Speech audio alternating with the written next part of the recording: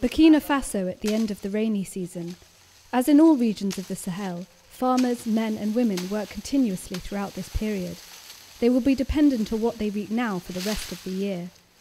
In a few months they will face the lean season, the long months between two harvests, when food and water become scarce. Millions of people will suffer food shortages and malnutrition, a phenomenon that has become cyclical.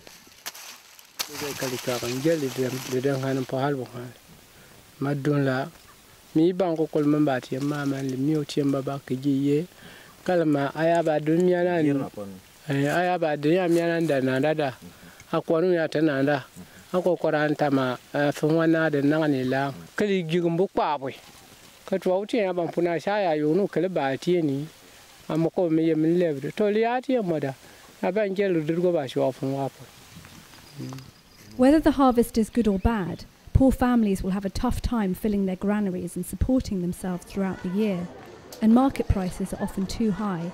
But access to basic cereals such as corn, sorghum and millet is a question of survival. 4 successive food crises in the Sahel have affected up to 18 million people over the last decade. Most of them saw their resilience diminish year after year. For the Traoré family, which has 9 mouths to feed, the situation is difficult. Over the last few years, 2 of their children died of malnutrition and disease. In the Sahel, 1 in 5 children dies before the age of 5, half of them as a result of malnutrition.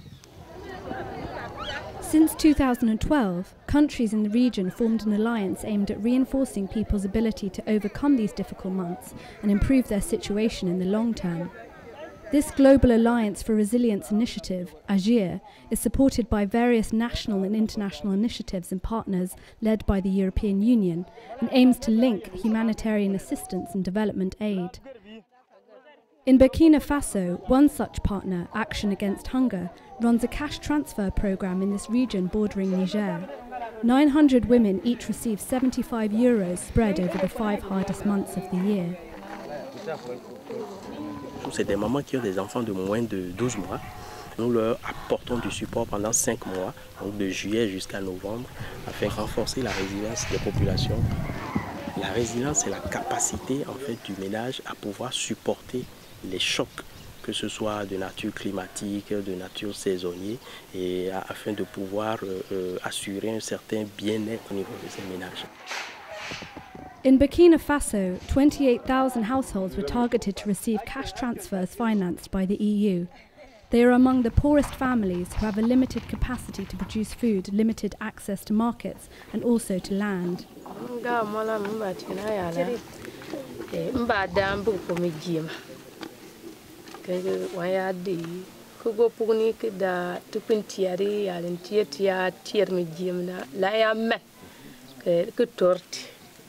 Ko da bu kibu ya dan tiya ko wali ba ko ngute tiyare kan ngamati yula to le atiye isian ba tinda da la ba frisian ko so abu pio ba nam diyan na de tiyan gano lo to li ko ba mbo ko nyo iligi.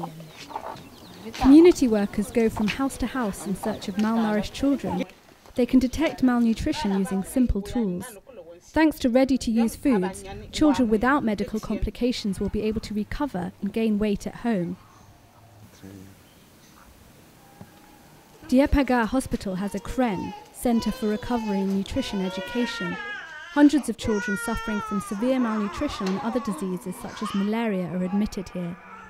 They are at their most vulnerable at the end of the lean season, during the rainy season, when their granaries are empty and their parents busy in the fields.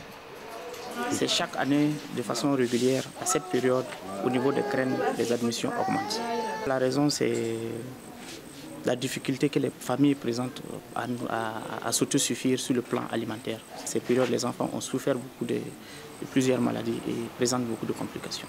Donc il faut qu'à tous les niveaux, la malnutrition soit considérée comme un gros problème de santé publique. Et les solutions ne doivent pas venir seulement des ONG, il faut que les solutions viennent de partout. AGIR wants to establish a link between humanitarian and development aid in order to find sustainable solutions. Lowland development and community gardens allow for an increase of agricultural production and a more varied diet. Vegetable sales will help to integrate the poorest families in the production cycle. Some of the cereals are bought by this small company and turned into flour that is enriched with multivitamins, efficient for tackling child malnutrition. This flour processing unit employs close to 10 people. The flour is sold at the nearby market, which stimulates the local economy.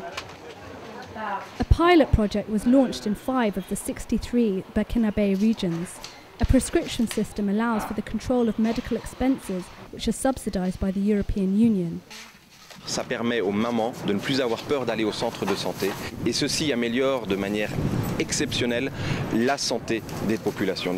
On essaye de mettre en place au Sahel et au Burkina Faso la levée de la barrière financière avec la subvention des soins pour les enfants de moins de 5 ans. L'aide humanitaire a ses limites, sauver des vies, assumer quelques activités de prévention. Il faut maintenant qu'on aille beaucoup plus loin et qu'on permette aux bailleurs de fonds de développement, au gouvernement, de s'insérer dans des politiques plus long terme pour sortir ces gens de cette grande pauvreté et faire en sorte que petit à petit, en construisant leur résilience, on puisse les réinsérer dans le circuit productif. Aujourd'hui, il s'agit de passer à l'action. Les bonnes pratiques que nous avons pu expérimenter tout au long de l'année, il suffit de les mettre ensemble. Il s'agit de les mettre ensemble dans le programme Agir pour construire des programmes qui s'inscrivent beaucoup plus dans le long terme. La résilience, ce n'est pas un programme unisectoriel, c'est vraiment la pluridisciplinarité.